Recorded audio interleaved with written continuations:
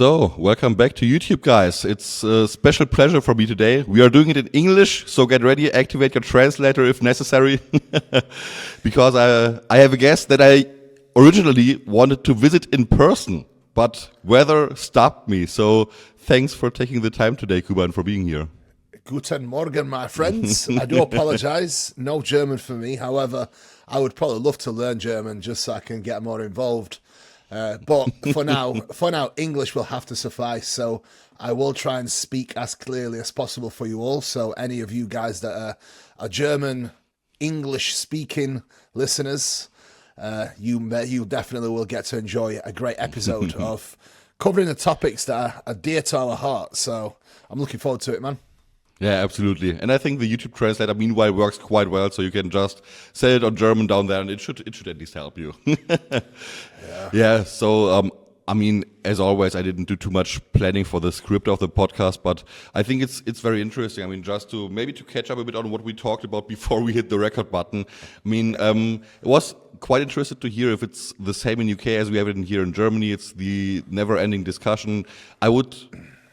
I hate the word meanwhile, but just to label the topic, the science-based lifting, so to say, versus old school. And I mean, I thought it would be especially interesting with you because, I mean, you're coming from also from a lot of input from Jordan. And of course, it's always the differentiation and the middle ground to see. And I mean, maybe just as a flashback, how has your lifting evolved? So were you already starting off on the lower volume end and everything else, or were you just hitting it in every angle also before? Man, it's a bit of both. I think I've done every single style of training you can think of since the very beginning. I mean, when I first started training, I trained 6 days per week with a push-pull leg split. So in the magazines, right, there was always the written splits for each bodybuilder. And I know there was, in Flex magazine, there was Ronnie's training split. And Ronnie trained push-pull legs 6 days per week with Sunday off. So it was like, right, that's exactly what I'm going to do. And do you know what? It worked. I trained everything twice per week. And that was when I stopped boxing and I was, 15, 16 years old? And I kid you not, Fabian, and that was before steroids actually was implemented. Because I stopped boxing and I started eating 6 meals a day, I blew up. I mean, I probably put about 40 pounds on within the space of 6 months. And that was without drugs. So teachers was pulling my parents into school. It was like, he's taking drugs, he's doing this, he's doing that, because, I was growing out of my school uniform.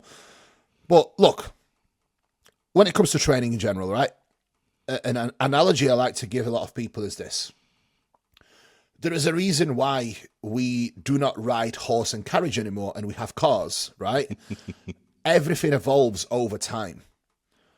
And to think that things haven't improved since the 90s, it's just either ego-driven, where people just have too much ego to be able to accept that there is a better way, or people are afraid of change. And I think a lot of people are very resistant to change, right?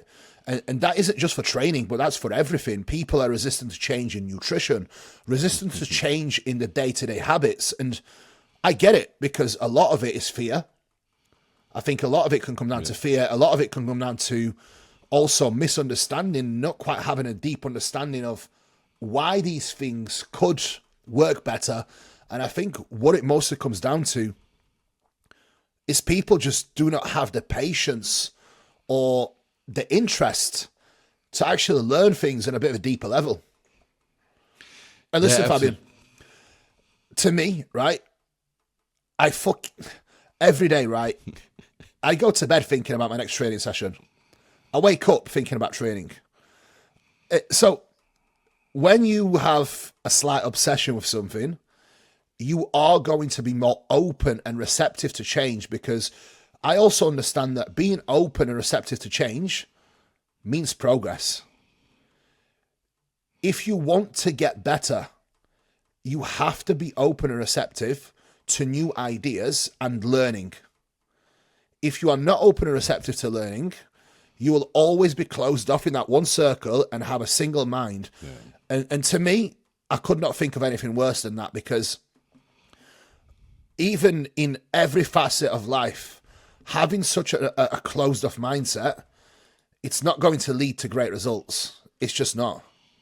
Yeah. It's always going to lead to you basically doing the same shit and expecting a different result. And I think a huge point to note here, Fabian, is this. Everything works until it doesn't, right? When I first started training, 6 days per week, push-pull legs, random split, random shit, worked. Because guess what?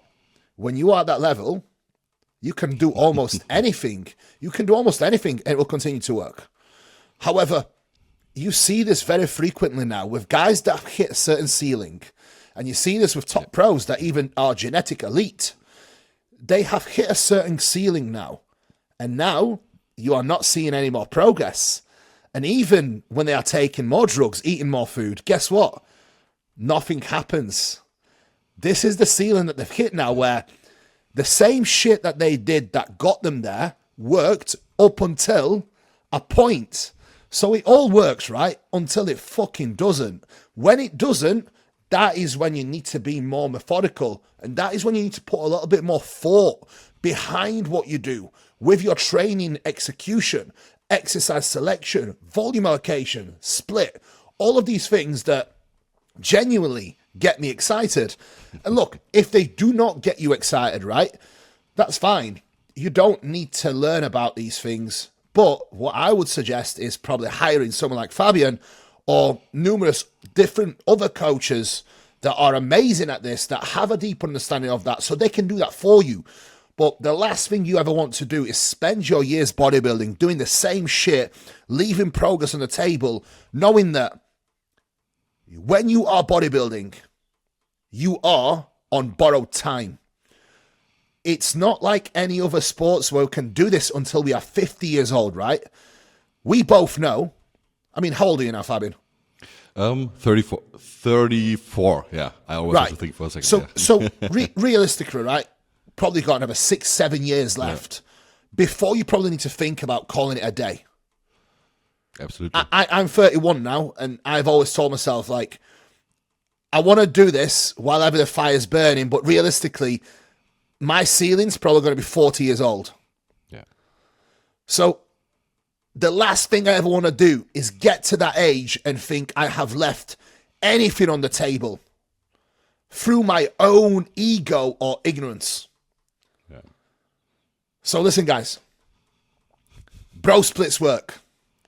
Single body part split work. It all works until it doesn't, my friend. And ultimately, the only thing that matters is your progress, how much muscle you can grow, and what you are able to present on stage. Yeah. If you are not making progress, I do not give a shit what you say. You probably need to sort your shit out and change something within your approach. That was a bit of a ramble, but I think it's great. We can call it a day here. That 5-minute segment is perfect for everyone as their starting point. Freunde, ihr habt mich immer wieder nach einer vernünftigen Empfehlung für ein Walking Pad gefragt. Das war so eine der am meisten gestellten Fragen für Produktempfehlungen und ich war nie happy, irgendwas wirklich zu empfehlen, weil ich zig verschiedene Laufbänder von irgendwelchen unbekannten China-Herstellern auf Amazon selbst getestet und auch bei Athleten getestet habe. Das hat sich jetzt geändert, weil ich stehe hier auf einem Laufband von MOOVV. Das ist eine holländische Firma. Dieses Laufband ist wirklich in der Qualität top. Es ist eine unglaublich angenehme Dämpfung, es ist hochwertig. Ihr habt einen echten Kundenservice, einen echten Ansprechpartner. Die Preise sind super gut für die Qualität, die ihr bekommt. Und ihr könnt mit Code Fabian 10% sparen. Das Laufband, auf dem ich hier stehe, ist die Incline-Version. Das heißt, dieses Laufband kann man auch auf 6% Steigerung einstellen. Man kann bis zu 12 km/h darauf laufen. Das heißt, ihr könnt sogar euer Cardio darauf machen, wenn ihr wollt. Und ihr habt hier eine super kompakte und vor allem super leise Version. Ihr hört es hier nicht.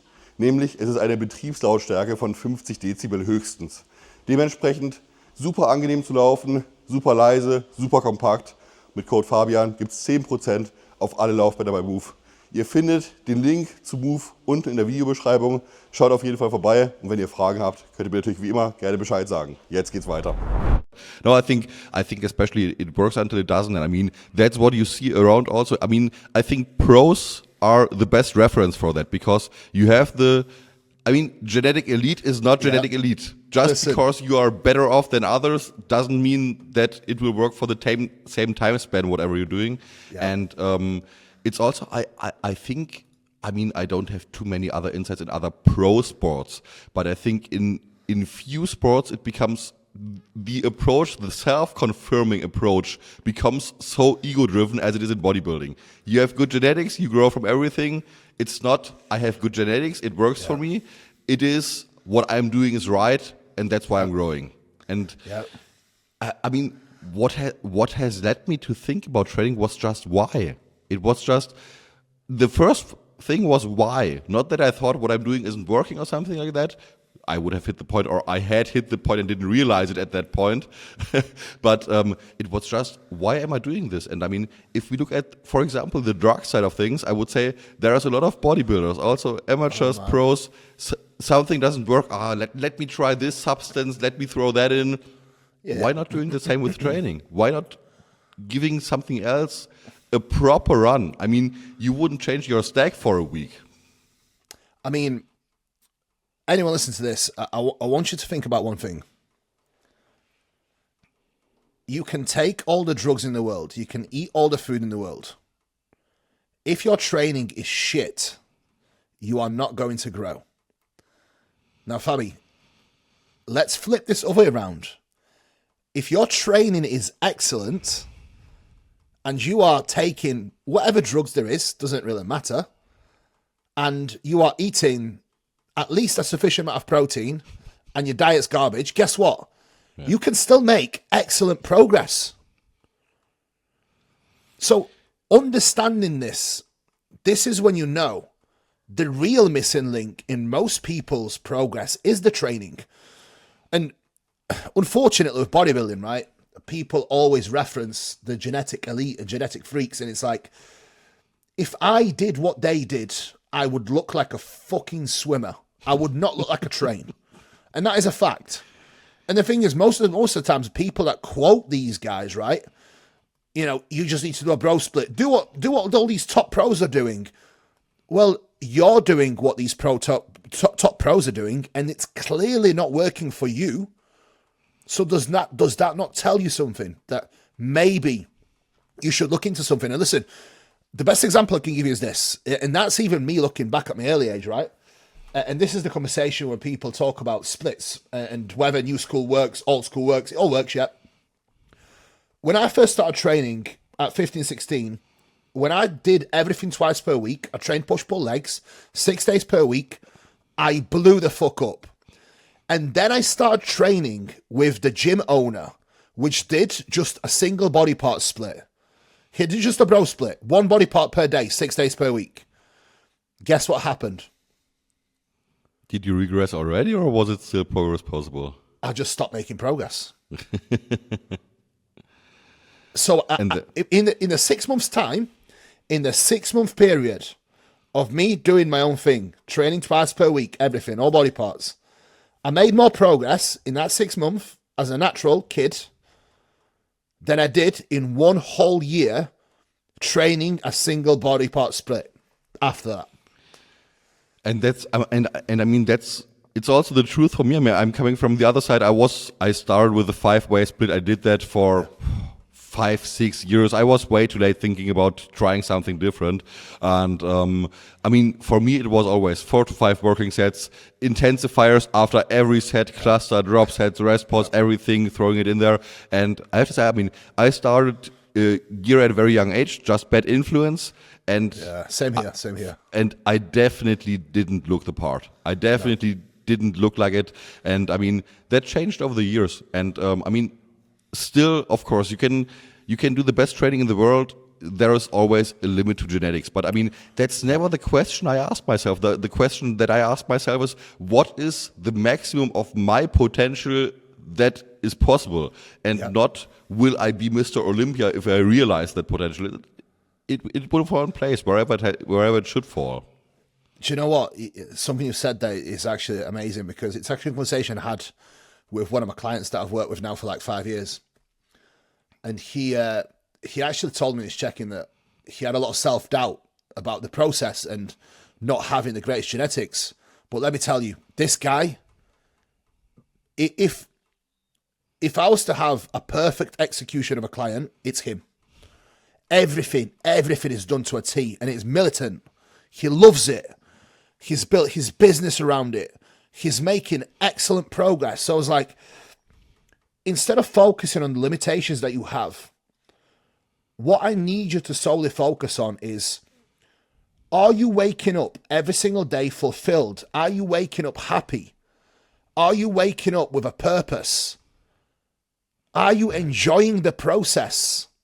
Yeah. The only time where I feel like I am not enjoying the process and he feels like he's not enjoying the process is that comparison to other people. And I feel like that comparison to other people is not only a thief of joy, but when you start comparing yourself to others, you also start to question your own process. When you question your own process and you are already making progress, that is when you start to make mistakes, because you look at what other people are doing that potentially have better genetics than you, and then you start to question, well, should I be doing more volume? Should I be doing less frequency? Should I be doing all of these things that potentially are not going to contribute to my progression? And Fabi, on the question on what has changed in my training the most, it's a great question as well. I have taken more gear than I'm taking right now in past, right? But in the past 2-3 years, I feel like I have made the most progress I ever have. Even in this post show, I feel like I am probably making more progress than I ever have. So on your question, what has changed? First, it isn't just that I'm doing less training volume and higher training frequency, which I am, because I've moved from spending a lot of years from like 2020, 2000 to 2024, 2025 even, training push-pull, rest, legs, rest, training 3 days on, 1 off now, with pull-push legs, rest, repeat. My training volume previously was probably about 18 to 20 sets per session. My training volume now at peak since our last conversation, I think when we spoke and I showed you my programming, we've gone over it together. I added 1 working set to my pull days, taking it to 15 sets, 1 working set to my push day, taking it up to 13 sets, and then 1 extra set on leg days, taking that to 12 working sets total. Yeah.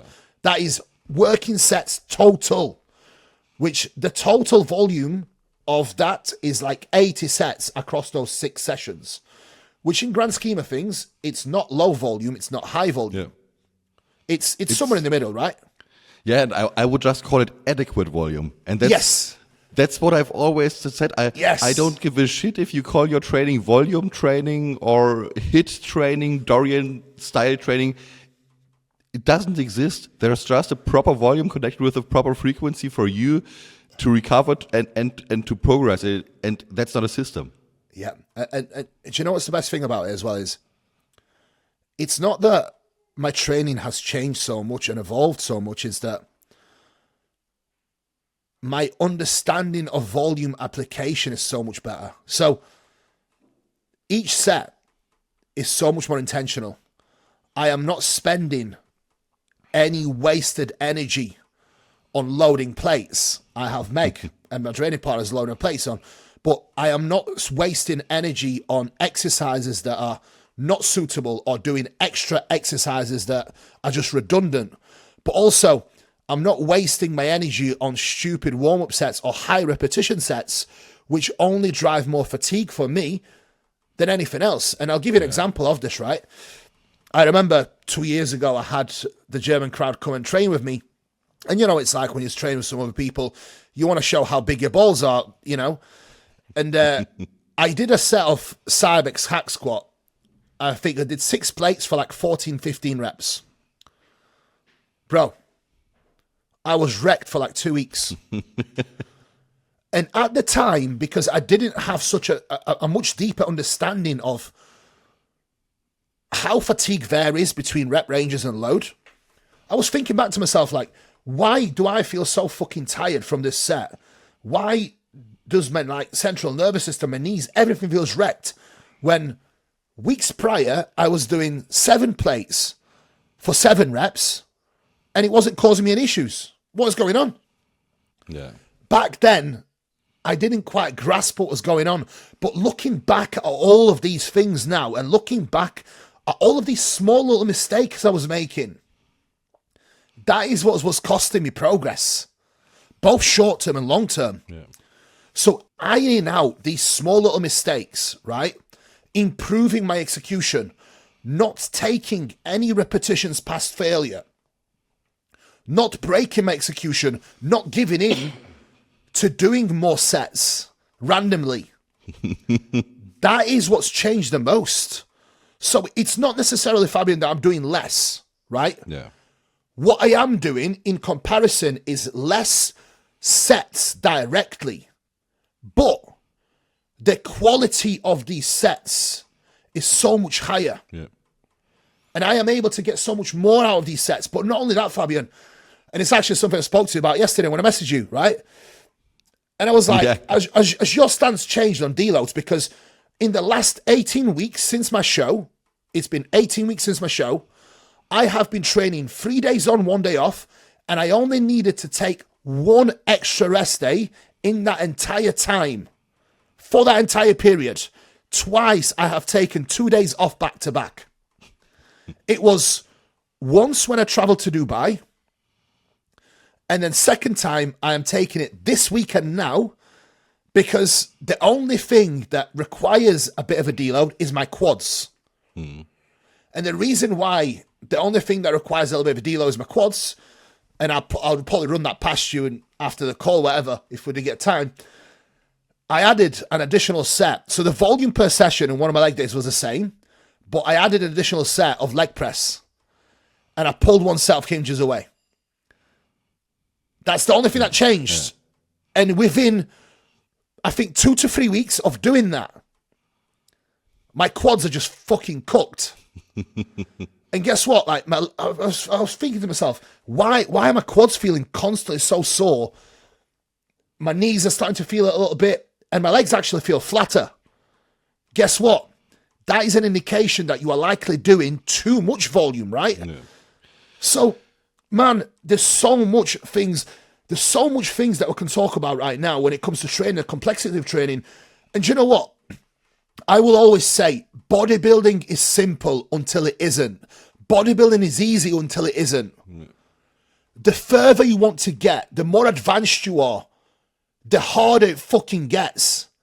But guess what? These small little percentages at that point, these are the percentages that allow you to keep making progress whilst taking less fucking drugs. And I am the living example of this. And listen, I am not the most genetically gifted athlete, nowhere near. But when it comes to doing the necessary work, not taking necessary drugs, but doing the necessary work, I am willing to do whatever work it takes to make progress. Right? And that's all. That's always what I also want to get out, that no one is doing any special kind of training to sell it or to do something just to do it differently or something like that. I mean, as you mentioned, I mean, if it would be 7 days per week, 40 sets per day, you would also do it. And absolutely. And that's no doubt about that, because we love the sport and it's always about maximum progress. And on the other hand, I mean, the leg press example, for example, I mean, for me, it's also a great takeaway, because the takeaway for me is you were doing as much as possible. Now, exactly. Yep. And that's why sometimes I think it's good to try it, because now you don't have to think about it anymore. You can say, okay, that's exactly what I can do. And absolutely. And in the end, yes, I mean, one set of adjusted rep range won't make all the difference. One change resistance profile, but the sum of all these little changes adds up for a shit ton of change. But Fabian, right, as much as we can say it doesn't make a difference, look at that. I made one single change, and for me, it has made a difference. Yeah. So if anyone can take anything away from this, is like, when you have all of your variables nailed, you are tracking your lifts, you control your stress, you control all the variables outside of the gym. Making one small change can make a difference. It really can. And listen, neither me or you are afraid of fucking work. And what you've said earlier is so applicable. It's like, if there was a better way, we would be doing that to get the results that we need, because we also accept that for me and you to get the muscle that we need, it's not easy. Yeah, absolutely. And I mean that's it. I mean, it's never about low training volume. I would say it's also part of managing all these variables so precisely is to do as much as possible. As much as possible. And not to do less. Right. And another thing to note as well, it's not just about doing as much as possible, but it's being able to maintain that workload over and over again, right? It's that repetition where I can string together 18 weeks of training with no injury, touch wood, hopefully with both staying no more injuries, right? But how wonderful it is to be able to train without injuries, with no interruptions, no niggles, and see consistent progression for 18 weeks on the same fucking lifts. Yeah. Because listen, I've been showing you my training since the show, right? Yeah. So you've seen exactly what I've been doing, and I have pretty much ran the same movements since the show, right? The only thing that's changed now is I started off certain lifts like my fucking low incline Smith doing 3 plates and a 5, and now I'm doing 4 plates and a fucking little biscuit. That's the only thing that's changed. It's so funny because the Smith press was the first thing I was thinking about from remembering from your carousels, where I saw the 4 plates and I didn't count every session, but I saw it and I thought, okay, it's going in the right direction. We're there, yeah. And I mean, in the end, that's what it's all about. And I mean, I think it's also a matter of mindset and perspective, because I'm happy from getting the most progress, and that's why I'm not biased towards any training program.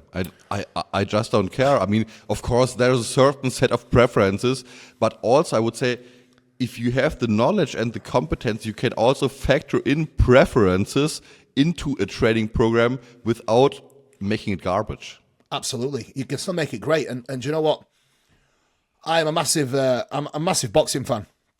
I always have been, right? It's just my passion's a bit greater for bodybuilding. That's why I chose bodybuilding for boxing. But in Sheffield, where we are, there's a massive boxing community, right? I know some of the top boxers in the world. And what pisses me off about bodybuilding, the culture of bodybuilding sometimes, and some of the athletes within bodybuilding that are top athletes, professionals, right? Professional athletes, is that they are not willing to sacrifice some of their own ego and bias in favor of doing what they need to do to be the best that they can be. Yeah. Because let me tell you, speaking to any other athlete, whether that's my wife, who was an Olympic fucking diver, speaking to any professional athlete, all the top professional boxers, they do not care what they do. If you tell them to do fucking burpees and that burpee is going to do wonders for their performance, guess what? They are going to do that, whether they want to do it or not. And somehow in bodybuilding, it's like, well, I don't like high frequency training, so I'm not going to do it, and I'm going to stick to doing something that's not going to get me the same results. Yeah. So it's like, I don't get it. So you're a professional bodybuilder, you compete at the highest level, you still need to make progress, but you are not willing to do the work that it requires to get there. Instead, what you are focusing on is either the drugs or the food, being old school, you know, because I'm cool. I'm cool to be old school. It's like, it's not cool, mate, because guess what? You want to be in the first call out with your next pro show. It's probably not going to happen because what you are doing is not going to take you there. And the same thing applies when it comes to amateurs, right?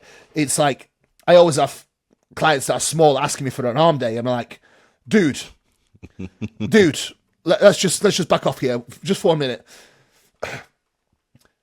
When you step on stage next, no judge is going to tell you you lost that show because you had small arms. They are just going to tell you lost that show because you got out-muscled. So, and it's something Jordan actually posts about all the time. Bro split is going to be great for someone who has all the muscle in the world. When someone is maxed out and they are at that high level, that is maybe when they might require something that's less systemic. But even then, I would argue you can probably design a split that's going to be even better than that anyway. But until you're at that point, you probably need to do something that's going to require the ability to repeat progression over time with consistency in programming. That is the key. Yeah, absolutely. I mean, it's I always wonder. I mean, it's also for many. I mean, sometimes it's top amateurs, sometimes it's pros. I wonder why it's not possible to take the right perspective. I mean, you are stuck at a certain point. You have come very far. You are better than most, and now what you're doing is just insisting on what I'm doing brought me here, so I'm still doing it, instead of saying what I have done in the past doesn't bring me any further at the moment, so I have to change something. And I think, I mean, there some aspects, and I mean, I think that's also an interesting next topic. Some things of science-based lifting, new school lifting, whatever, can be also over-accentuated. But in the end, I mean, what it gives is a neutral perspective. I'm not stuck to any training approach, to any perspective, because if I get better logical arguments why I should change my stance on something, why I should change my perspective, I can do it, because it's not my ego creating the program. It's just knowledge. Do you know what I think most of it comes down to? People like to be in like camps. Yeah. That's what it comes down to, right? Like at the minute, Belonging. It's like at the minute, because everybody wants to be science-based, and like, what is science-based? Like, what is science-based? It's just, again, people want these labels, right? It was just ridiculous. It's completely stupid. And man, all it comes down to is this: turn up, give your best possible effort, and put some thought process behind your training. That's all it comes down to. It's super simple. You don't need to do any stupid exercises that are flying around the internet. Basics still work. The other side, yeah. Basics still work. I mean, when we look at your training, right, I do not see any single exercise that I would think, well, this is a bit, science-based or whatever. It's all like, it's all exercises that have been done for years and years. Basics, yeah, it's just basics. But guess what? These are the basics that are just well programmed. So what is the difference between new school and old school? Like, it's also for me. I mean, the only thing that I see is just it's just also the answer. I mean, that might be social media driven. Taking it to the upper end. Taking it to the upper end of old school, it's juice and nothing else, and just hit your face in. And on the other hand, it's throwing a black roll over your arm, put 5 cuffs around your body, and getting stabilized. Yeah, and you know what? It's like, this would only play a role if you had enough strength to need that sort of stability. Yeah. But until you actually develop that amount of muscle mass and a base level of strength, you don't need these fancy things to create more stability. More stability comes from someone needing more stability because they're moving half the fucking stack. Yeah. If you are not using meaningful load, like, you don't need anything external to stabilize yourself. You don't need a bench to allow you for more stability because you're already stable enough. You're doing fucking 10 kilo on a cable stack. You know what I'm saying? You don't need a cuff around your arm to do that. But listen, and this is me not dismissing any of these lifts that they're not useful, because like cuffed laterals versus dumbbell laterals. I mean, bro, dumbbell laterals are still great, but again, my point, as I said earlier, there's a reason why we don't ride horse and carriage anymore. We fucking drive Ferraris, bro. I want to drive a Ferrari over a fucking horse and carriage. That doesn't mean dumbbell laterals don't work, but that's just another example of there's just simply movements that are better.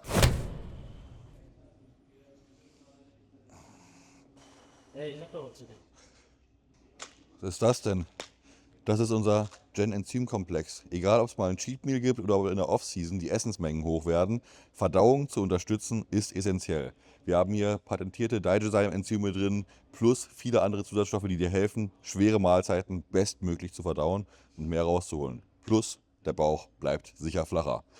Unsere Enzyme bekommst du wie immer bei Vitaminversand24 mit Code Fabian zum Bestpreis und damit geht's jetzt weiter. It's a hard conversation to have with a lot of people because it's just weird. And generally it comes down to mostly, at the minute, we live in times where content is king. Yeah. But the problem is, and this is why, I'm not sure what your take is on it, but I literally go on Instagram now, I post and I leave. So sometimes if you message me on Instagram, you probably notice that I won't reply till like next day. Because I only go on Instagram for like, probably say 30 minutes in a day, that's it. Yeah. I post and I see my favorited people and I don't see anything else because I'm not interested. Yeah.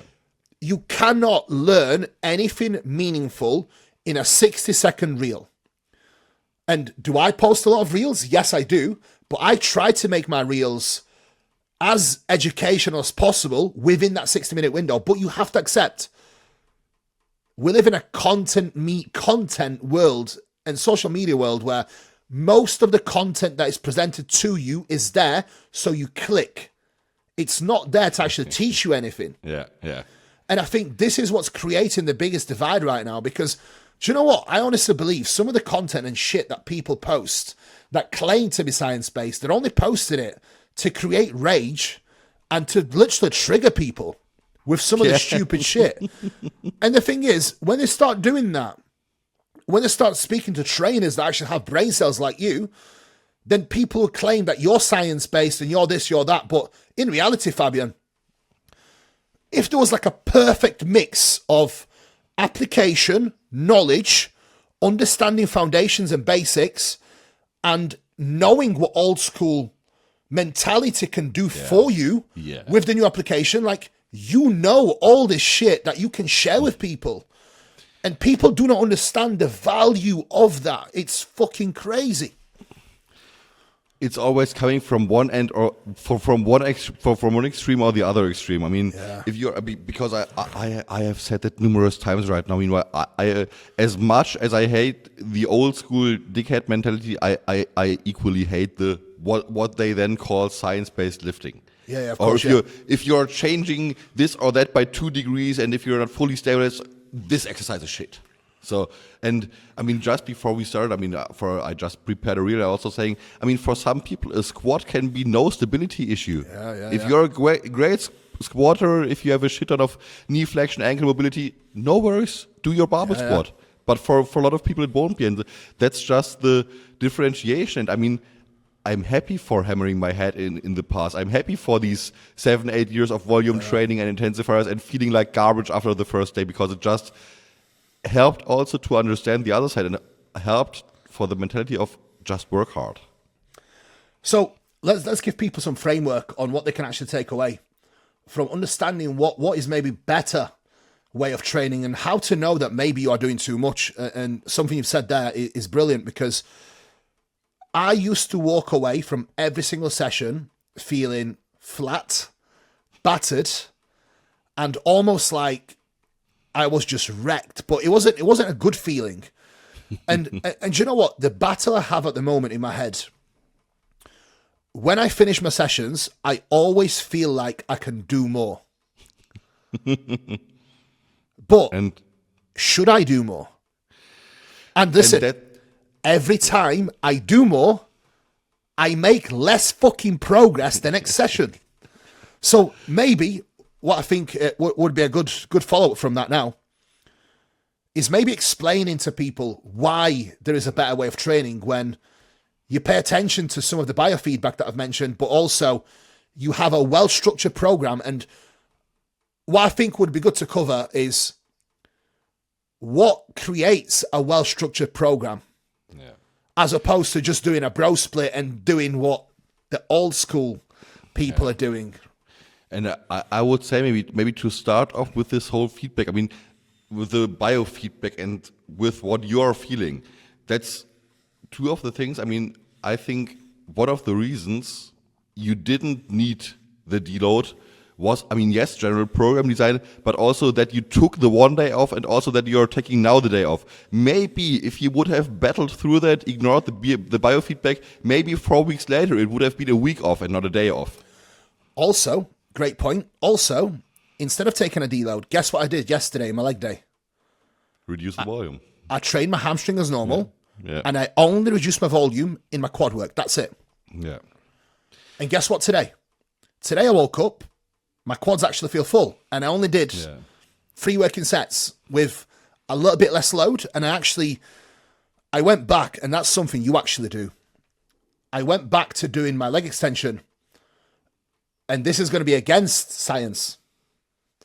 I went back to doing my leg extension with a pause in the shortened range. Yeah. And to most people from the science-based community, they would argue you should never really spend any time in that range. But let me tell you, Fabian, for me, when I do the leg extension just continuous, over time, it doesn't feel like it gives me the value that I can get from leg extension. Every time I do leg extension paused, I just feel like I get so much more from it. Yeah. And sometimes that's also just, I would say, personal experience. So for example, then I have athletes, I would say in most cases, I put the extension before the compound, but then I had 1 or 2 athletes making crazy progress on the leg extension and then telling me, okay, knees are starting to hurt, and I was, okay, now I have to make you weaker. You know what? Go with the compound first, so just that the shear forces are not as much for the beginning, and maybe at a later point in time, when passive structures have adapted, we can throw it in before again. And I would say, I mean, what we are talking about right now is something that also needs some track record in training. Biofeedback. Are you feeling a bit more stressed? Is your sleep a bit worse? Are your joints feeling a bit more achy? I think that's a process, or it's a never-ending process of learning, because, I mean, where you're at, and I would say I have a few athletes, when they're telling me, hey, I'm taking a day off today, I will train tomorrow, I know exactly, all right, you're giving me a 10 out of 10 session tomorrow, or a 6 out of 10 session today, do it. No questions asked. Yeah, absolutely. And do you know what? I used to dread taking a deload, because I used to think to myself, like, oh, you know, I'm going to train hard for the next 6 weeks, then I'll need to take a deload. I would much rather have the self-control and discipline to not overcook myself and be able to just train. There's nothing better. There's no better feeling than that, right? Yeah. I really think that. And listen, as much as science teaches us something, what people I think often very much miss is you have to listen to what the body actually tells you within certain exercises, even when it comes to rep ranges, right? Yes, we know that a certain rep range is going to be more productive, but some people may feel better in different rep ranges, maybe in specific exercises only. Yeah. So we cannot just paint everything with the same brush, because it evolves, right? Yeah, absolutely. And I mean, also here, I just had an example yesterday that also goes against science. I have to see how it works out, but I'm very positive that it will work out. I had a female athlete who was under recovering all the time, volume already very low and so on. So I just also put the rep ranges very low, but she's someone who is going with intensity from hell. And that was going for 5 reps and already dying in the first rep. And I said, for you, less reps are not less fatiguing. No. You are killing yourself. You are going for a 10 to 12 now in the whole program from now on, just to focus a bit more on quality and not killing yourself. And that's why there's always exceptions to the rule. And I think it comes back. I mean, the biofeedback is a bit of experience, but it can also be tracked. Yeah, I mean, absolutely. if you're even if you're just giving yourself, I think you're doing the same in the tracking sheets with the athletes. Just a subjective 1 to 10 for stress, for sleep, for joints and so on.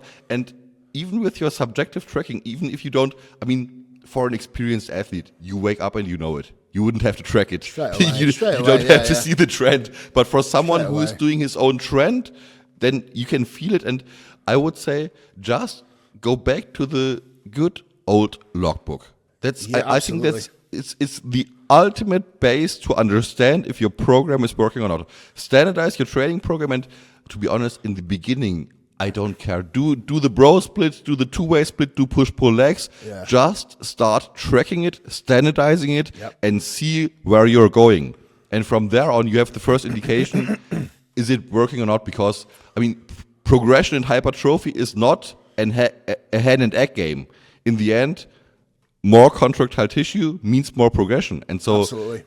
that's the most simple basic for tracking.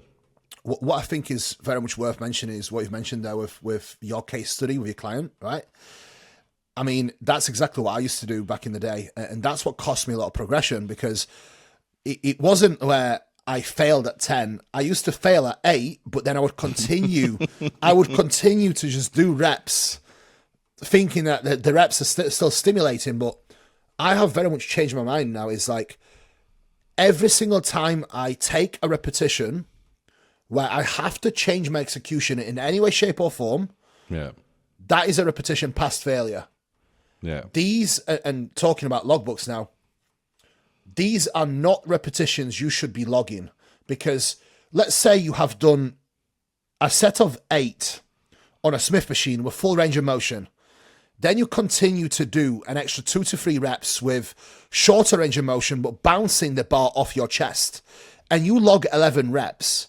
If you try to beat that the next time, guess what? You will probably regress. Yeah. The biggest issue with a logbook is that people abuse it. People start chasing numbers, and people are not patient with progression. Your logbook is a diagnostic tool. Your logbook will expose either a poorly designed training program, too much training volume, under recovery, or your logbook can also expose you not executing the volume you have in your training plan correctly. And where we see the biggest issues with people logbooking is they do not actually understand how to use a logbook. And I was actually listening to Ford's podcast earlier, and they were saying it's ridiculous that people log isolation exercises. It's like, well, it's not actually ridiculous. No, it's what is ridiculous is people do not know how to use a logbook. And one of the guys on there was saying, well, you know, I used to get anxiety about hitting these numbers because I would work all day and then I'd have to hit these numbers. No, that's not what logbook's for. What happens then in your logbook is you write down in your session, I had a really busy day this day. Yeah. Therefore, your logbook tells you you cannot do that weight again, because you cannot compare your previous performance, because your environment hasn't been standardized. So your logbook actually is an amazing tool there where you still do the same exercises, but if you know you are not capable of moving the same load, stick to the same exercise, maybe adjust a load, and instead of trying to do 6 reps on a hack squat, maybe shoot for 8 with 2 reps in reserve. Log that weight and that load. You do not have to progress your logbook every single session. Yeah, and that's what I always tell the athletes. It's also, I want to know when something is not progressing, but my rule for them for no progress means 3 sessions after each other under standardized conditions. If you stalled or regressed in one of these 3 sessions with bad sleep or high stress or bad nutrient timing, I don't care. Continue. Continue, absolutely.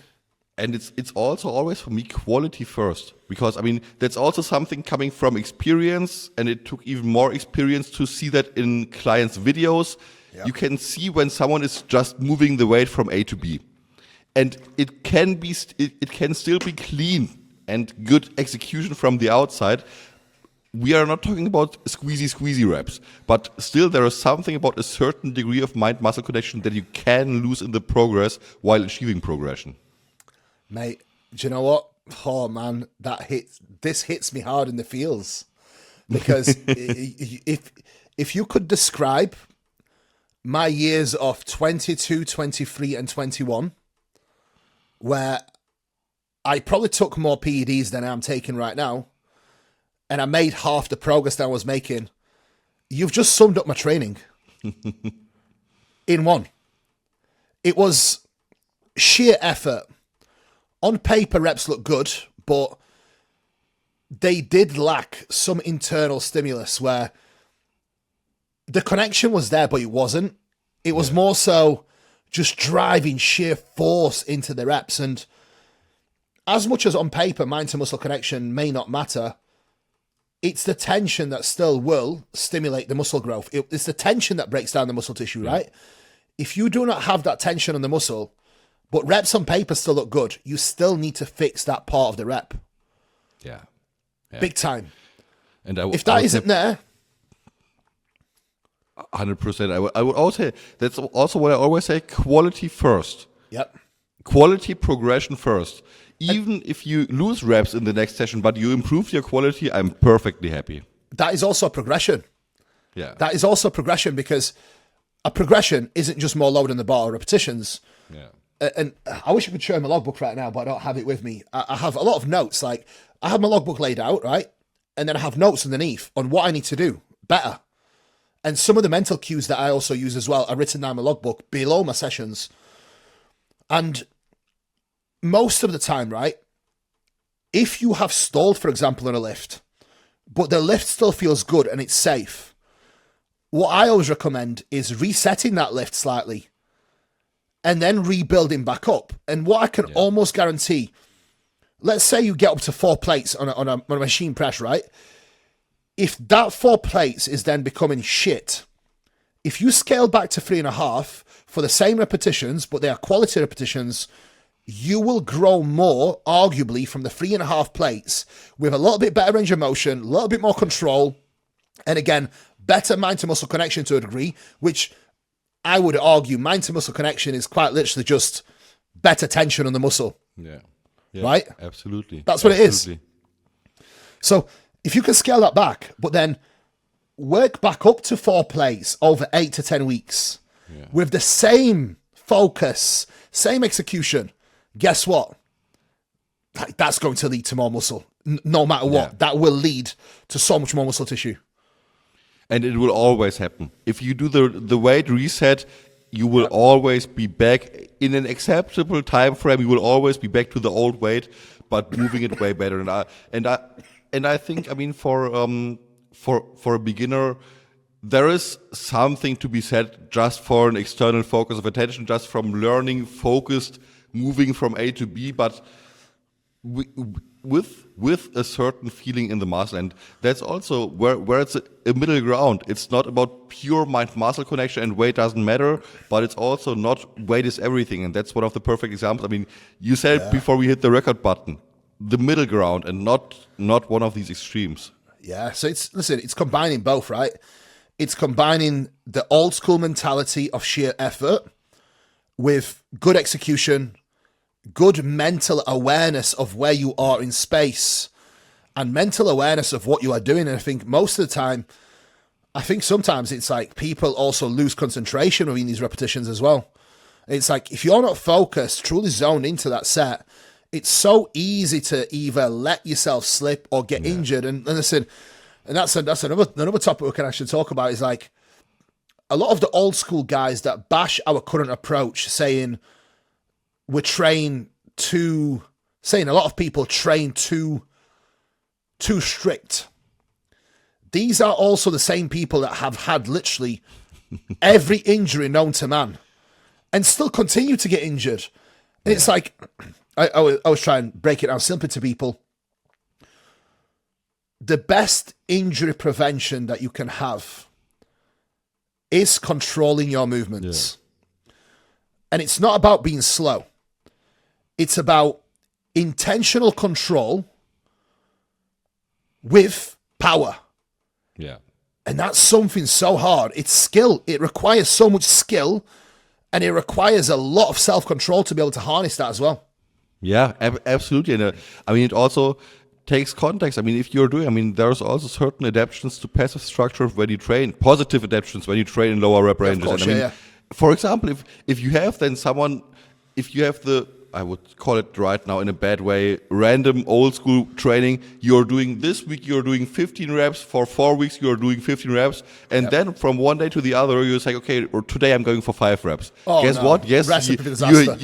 you have increased your risk of injury, but not because the reps are low, but because of how the program is going and what you're doing in general. And that's what is happening there. And also, it's load exposure, right? Yeah. When your body isn't used to that load exposure and you straight away expose your body to that load exposure, that's when shit snaps. But also, let's say someone's doing a squat, but they are never actually accessing that deep range of motion. Yeah. And then one day, by mistake, they get into that deep range of motion with extra load. Guess what happens then? Yeah. Yeah. The easiest way to strengthen your connective tissue is deep, slow, controlled ranges of motion. Yeah. Sorry, I interrupted you a couple of times now, so the floor is yours. No. It's all good. It's important. I just wanted to add that for the squat exam. I mean, I just had a brief reading about that a few days ago regarding muscle tear injuries. No, maybe also not the whole muscle, but also some single fibers. That the main technical explanation is that when muscle fibers get to a length where they cannot exert force, they tear. And so by going full range of motion, you more or less simply saying show them how to exert force at longer muscle lengths. And that's amazing. I mean, there's also cases where you have to do it slower. I had that example with a pro athlete who is training right now. I would say more precise or also fuller range of motion. And I also told him, I don't give a shit about your progression in the next 8 weeks or something like that. Please don't think about more weight on the bar. Please just think about quality, mind to muscle connection, controlling, standardizing, and then in 2 or 3 months we can track the training by progression again. But please not now. It will go bad. Do you know what though? You making that small, simple change, I can guarantee he's going to make some fucking crazy progress. Yeah. Because it's going to be you. Like, he will now be exposed to a completely different stimulus. So although maybe he's not increasing his load necessarily, speaking, the magnitude of mechanical tension will increase exponentially. Yeah, absolutely. And that's why there is so many different scenarios where different things are true. I mean, on the other hand, if you have an experienced athlete, post-show reverse dieting is done, cruise phase is done, off-season is starting, you have everything standardized. Yes, I only want to see progression. Now I only want to see stupid progression because everything is standardized. And that's why context matters so much for these statements. It's never just go for more reps and more weight in any case. There's 100 different applications that can be right or wrong at the same time. Yeah, absolutely, man. And how often would you reset numbers, and how often would you consider, and again, it's context specific, right? But some people might still be struggling with understanding on when to manage fatigue, when to take deloads, when to reset execution, when to reset loading. What framework would you have for those people that are listening right now? Because we've skimmed over these topics a lot, but we haven't actually given some. And again, look, it's always going to be specific to a person, right? But I still think we can give some guidelines that people can follow. And what I always give my athletes in regards to taking days off, I mean, we are talking about an ambitious athlete. I don't care if you're a competitor or not, amateur or pro, it doesn't matter. You are an ambitious athlete who loves the gym. Yeah. If you get up in the morning and your first thought is, oh, should I train today? You're rested. That's a very good warning sign that it's 99% already take an extra rest day. And I think it's the single greatest thing you can do. And I always tell my athletes, if you're not sure, send me a message. But if it's too short of a notice to align, when in doubt, take the extra day. Because this extra day can save you from so much. And I think that's the most simple subjective guideline. If you love the gym and you think about should I go or not, no matter if it's a cold, if it's joint aches, if it's mental exhaustion, whatever drives you there, it's a good first stopping point, I would say. Yeah. If you're thinking about it, it's probably a gut feeling telling you it's right? Yeah, absolutely. And you're doing it right. And I would say also regarding loading or load resets. Yeah. I would say in the first step, choose a conservative progression model. Yeah. Because that's what I have with a lot of athletes. I don't track every single training session in my sheets usually from my athletes, but if they are stalling, I had 2 or 3 cases. They were stalling for 2 or 3 sessions, and I was telling them, "Hey, can you send me your weight progression from before?" And it was, for example, chest support T-bar 5 kilograms per session. Yeah. If you're new in a training program, that's perfectly fine. But if you're doing the same lift for 16, 18, 20 weeks, I'm fine with the last rep being a bit more easy, 1.25 kilograms, whatever. The progression model is the first prevention or at least measurement to end up later at the necessary weight reset, I would say. I have to completely agree. And after that, I would say, I mean, but maybe you have a good guideline for the weight reset. It's a very subjective feeling for me. I mean, on the one hand, it would be the first measure before I change a single exercise. I always go for the reset and just say, always, okay, 10-15%, standardize yourself, come back up again. If we hit the same wall, time to switch exercises. Yeah.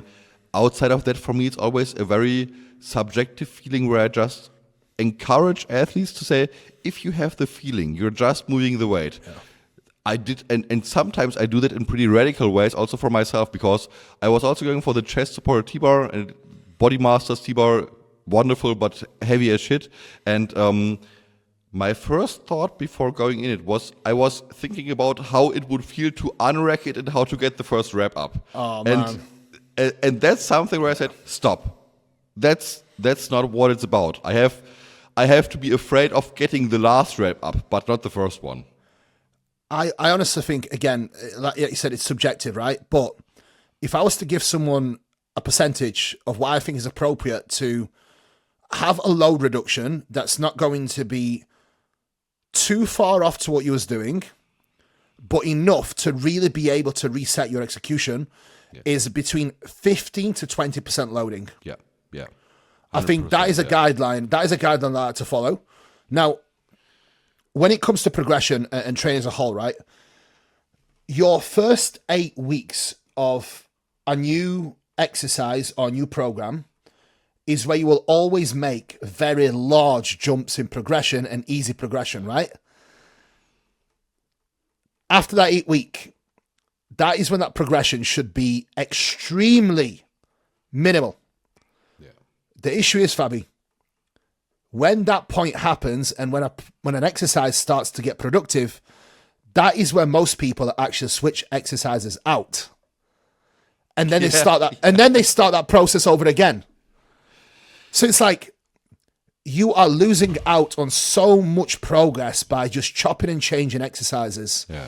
This is why, and it's an excellent point you've made, where you don't like rotating exercises out for that reason, because let's say you've had the same exercise in for 16 to 17 weeks. At week 17, even if you do take a slight load reset, that 10, 15%, 20%, it's still not going to be as light as it was when you first started. It's still going to be much heavier than it was when you first started that exercise. So even if you do take that small reset, you are already making more progress than you would be if you was to start a new exercise. Yeah, absolutely. And that's what I was saying. I knew that's got you excited. That one's got you excited, that one, hasn't it? Yeah. That's got you excited. Because it's always, what I say is, in the beginning, and even if you are experienced in the lift, for example, you have squatted for 10 years, you didn't squat for 8 weeks, and now you're squatting again. There is always some neural adaptations getting lost and some neural adaptations happening at the beginning. And that's why progression at the beginning, and that's especially the less exposed you have been to an exercise, the more significant this effect is. A shit ton of progression in the first 1 or 2 months is neuroadaptations. It's coordination, it's stabilization, internal stabilization, it's activation, it's efficiency. And the longer you're doing the same exercise for, the more indicative progression becomes for hypertrophy. And that's why it's so interesting. It's not a worse indicator for hypertrophy if you're increasing half a rep instead of 3 reps and 10 kilograms. Yeah. It's more indicative. I agree. That's why I always say progression. If we are talking now, if we talk about pure rep and weight progression, it's not measured by its absolute number, by being as high as possible. It's measured by being existent. Yeah. Wenn du maximal performen willst, brauchst du guten Schlaf. Dafür gibt es jetzt unser Knockout. 4 Kapseln vom Knockout sorgen dafür, dass du besser schläfst. Natürlich mit der üblichen Verbindung von einer guten Nachthygiene, dunkles Schlafzimmer, kaltes Schlafzimmer, nicht bis zum Schlafengehen am Handy hängen, plus Knockout und ich bin mir ziemlich sicher, du wirst die Nacht deines Lebens und danach vielleicht sogar das Training deines Lebens haben. Wie immer, Vitaminversand24, Code Fabian zum Bestpreis und damit geht's weiter. Yeah, small and steady wins over time. And it's like, on a topic of how much progression should be taken session to session, even as little as 1 kilogram added to the bar. Yeah, yeah. And imagine this, Fabi, right? And that's something I've been doing on my Smith machine. I've been adding 1 kilogram every single session for the same rep. Yeah. The next session I do it, I will pull out the small little biscuits. And then I know when I pull off the 4 kilo, that was actually was 6 kilo. So I started with 160, then 161, 163, 164, 165, 166. When I pull off the 6 kilograms now, back to 160, I know there will be a 1 rep progression. Yeah. However, if I was to try and shoot for that 1 rep progression with that 160, without taking that micro loading, it would be so much harder. Yeah. Yeah. So, and listen, that's how much patience you have to have. 6 weeks spent doing the same reps, adding a kilo on to get an extra repetition. But I know that repetition is meaningful and it's quality. Yeah. Because I am now at that point where I've added 20 kilo to that lift aside. So that is so much weight now. So every little bit of progress that I squeeze out from it now is going to be contractile tissue. It really is. It can. I would say it's not impossible. It's guaranteed. It's highly unlikely that something else is contributing to it at that point in time, and that's why it's just so important. I mean, I think something else what is also important. Also, when you're at that stage where micro progression becomes the best indicator, is also to keep a look on your motivation, because in the end, high motivation will have a direct impact on muscle fiber recruitment, will have a direct impact on your strength outcome, and that's also something to keep in mind when you're close to that wall of almost stalling, and you have one session where you hit your head through the wall, everything is going great, you have the perfect song choice, and the next week, maybe you didn't have any mistakes or errors in nutrition, sleep, stretch management, but you're just not as amped up as you were the last time. That can also be the reason, maybe also for micro decrease. And absolutely, there's a ton of variables you have to keep in mind. Or if you have taken that progression, what might even be a progression itself, or being able to sustain that progression, is taking the same weight, same reps, but with a little bit less effort. Yeah. What if you can do the same reps, same rate, same reps, but without having to have the song, without having to amp yourself up? And I was having the exact same thing yesterday. It was, for me, for example, it was the Jim Leco preacher curl. That one is a bitch because you can grind it, but it's so heavy. And the last session, I really had the textbook grinder rep for, it was clean, but it was really 8 seconds or something like that. Yeah. And yesterday, it was a clean last rep. That's a progression. That is progression. Yep. The hardest part is, though, Fabian, when we speak about this, right, we get so excited about it and like, we understand it. We know how important it is.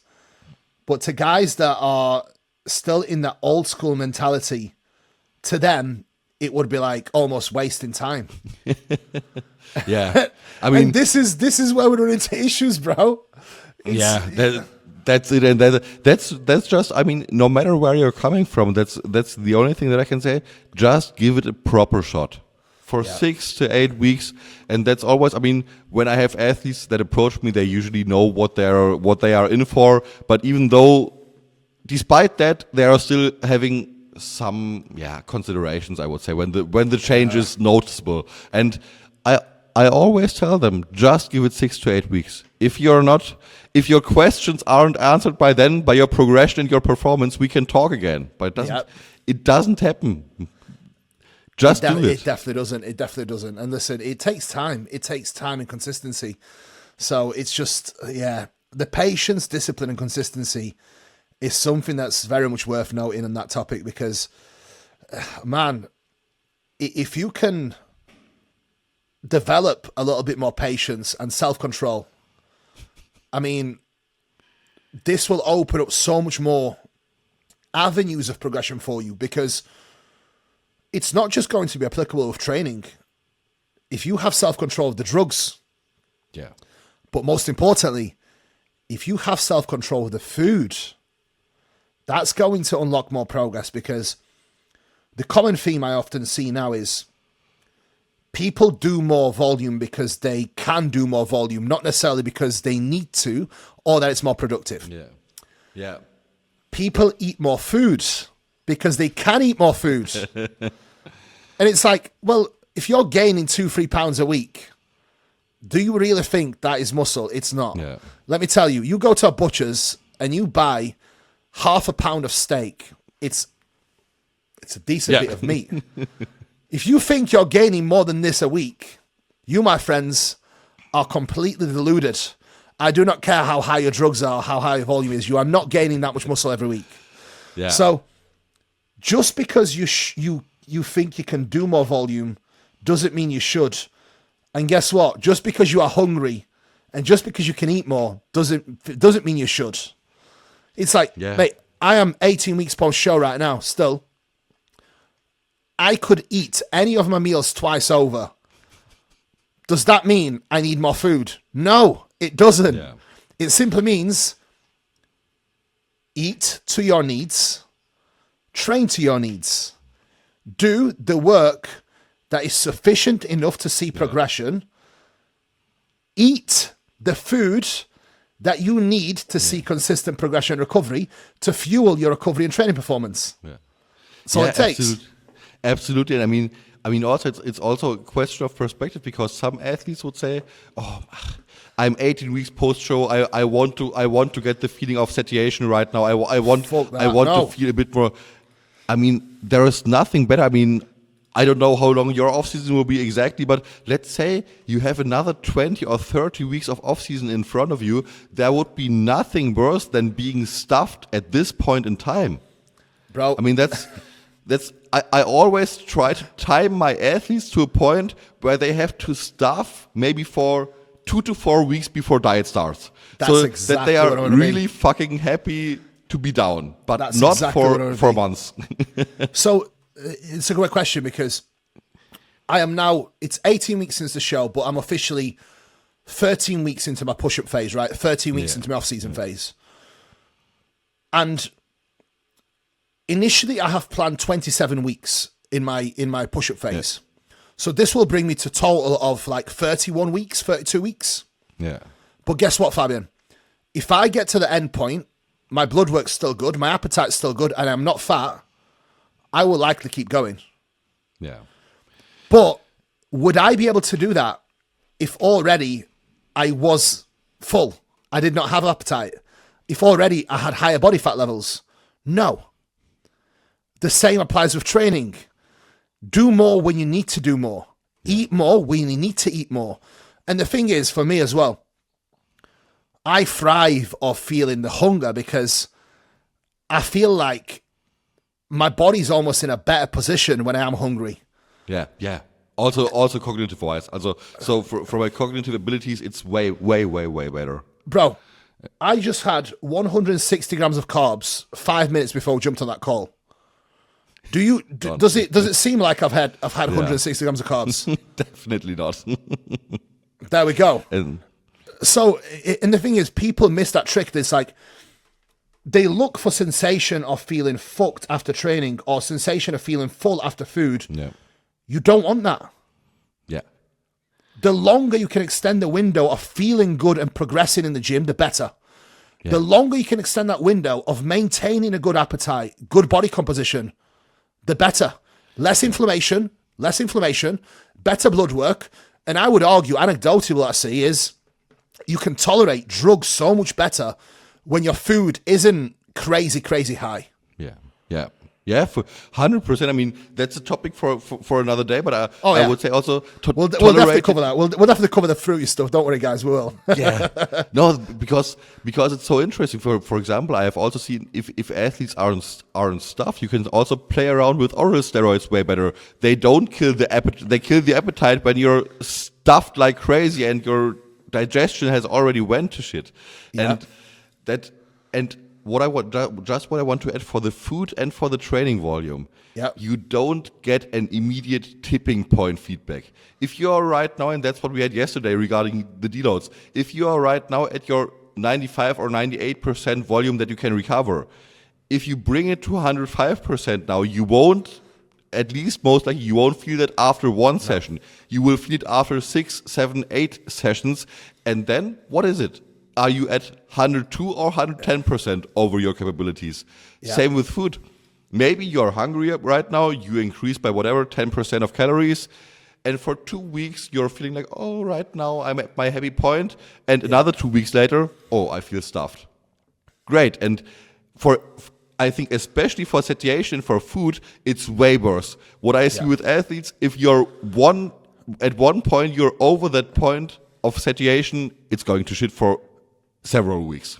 So I do think everyone has different appetites, right? And I think everyone's got different capabilities when it comes to recovery and ability to tolerate training volume as well. Yeah. But the most common thing I always find is when you lose hunger just before your next meal, there is a massive correlation. There is a massive correlation between your insulin sensitivity being completely shot. Yeah. When you are already in that point, the way you partition food to either fuel the recovery and build muscle or just store as body fat is completely different. Yeah. You just end up getting softer and fatter, not necessarily stronger. And the same applies with training. The second you get to that threshold where you are not able to go in the gym and feel good and see progression, you don't make progress. You just stand still. You do sets for sake of doing sets. And that's why I also think that for so many athletes, the first 6 to 8 weeks of a prep is still a very productive building phase. Even if we are talking about a pre-prep cruise, mini cut phase, whatever, because end of off-season, peak satiation, peak inflammation from a shit ton of carbs, peak inflammation from peak loading of PEDs, peak training effort, and then I think for me, I always bring it back, I think there is more to it than it, but the main factor for me is just the anti-inflammatory signaling from an initial calorie deficit, especially if it's somewhat aggressive. Absolutely. It's a miracle sometimes. I agree. It just drops off so much pressure, and nothing will do that for you like a calorie deficit will. No peptide, retatrutide won't, I promise you. SLUPP won't. Nothing will do that apart from a food reduction. But in order for that to work, you also have to get to that point. Yeah. And getting to that point is also pretty hard. I mean, for me, stuffing myself, peak calories, and also I would say for all of my athletes would confirm it, peak calories are way worse than the lowest diet calories. Yeah, I agree. I enjoy being hungry. I enjoy it. I feel like my body feels better. I feel like I'm more productive in the gym, outside of the gym. So for me, I never really push it to that point anymore. And granted, I'm very different to other people because I always had a high appetite, like no matter what. But since I've never gotten to that point where I am oversaturated, I haven't really needed to force my body to change direction, to get in shape. It's always been a smoother process of getting in better condition and a smoother process of the off-season as well when that patience is there, being slow and controlled. So I think it's a case of controlling your surplus, eat to your needs, eat only enough calories to facilitate training, performance, and recovery. And then make sure that you are only doing a sufficient amount of work to facilitate training and recovery. Yeah. And see progression. And see progression. And that's a perfect summary of it. Yeah. And I mean, that was so much ground covered. I mean, I have done longer podcasts for a time, but I think that's really food for thought for a lot of athletes, and I think there's a lot of general guidelines in it. I mean, I'm excited to hear the feedback from you guys listening. Let us know in the comments. I mean, I think there's also a ton of other topics to dive deeper into. Also, if you're up for it. Absolutely. So listen, we can cover more training stuff, peptides, drugs, food, anything you want. You let us know, and we'll do it. Yeah, exactly.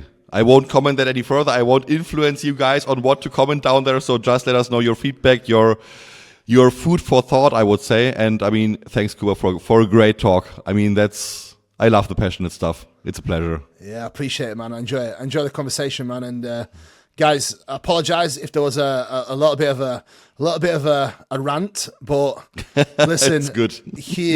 Fabian knew what he was getting into when he sent me the subject over. Before we leave, I asked you about what happened with Mike Chesler. Yeah. Do you want to touch on that a little bit?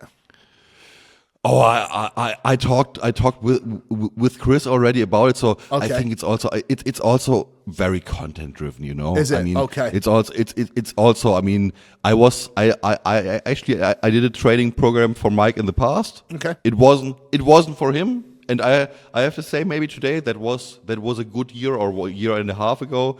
Maybe I would switch some things also just to accommodate someone who is coming over from a whole different style of training. Sometimes you have to build the bridge, so to say.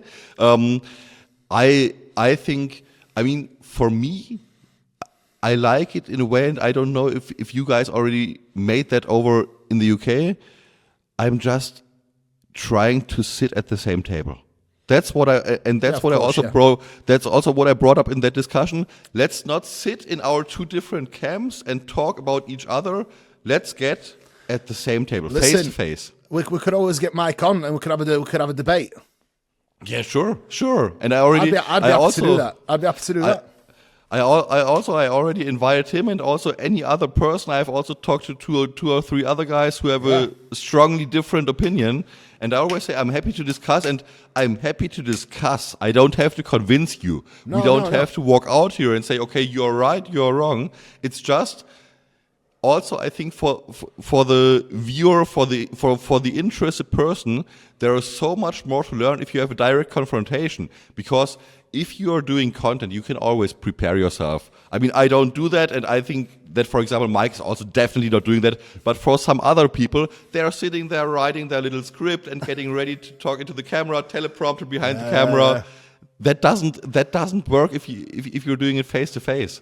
And so it's all on good terms, and I would say also here on that, and greetings to Mike. I mean, he knows that I have different stance, but maybe we will be doing also a video together in the future where we are sitting at the same table. Definitely. And then, I want to see it. I have to hit the English translation for you. Yeah, definitely do it. I've been watching some of your videos in English translation anyway, so luckily YouTube is actually pretty good with that. So yeah, it has become way better, definitely. Yeah. I watched your back training video with Lena. Oh, that nice. was actually quite good. Yeah. I watched quite a few of the stuff. It's really good actually. So I actually get to see some different content with content I actually enjoy. So it's a pleasure to hear that.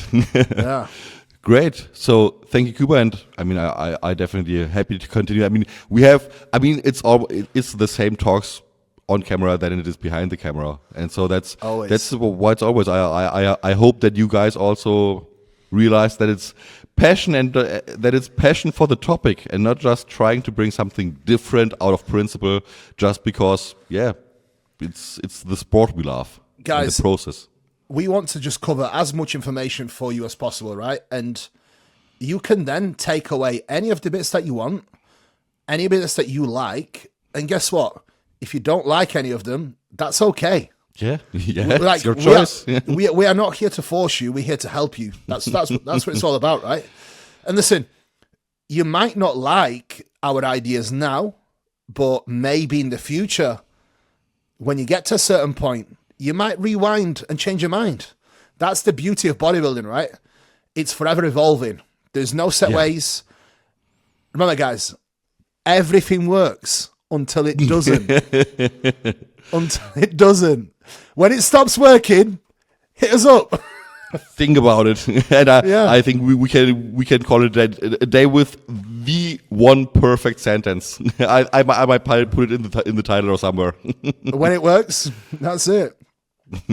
Thanks, Kuba. I had a great time with you. Thank you, guys. Take care for now. Bye.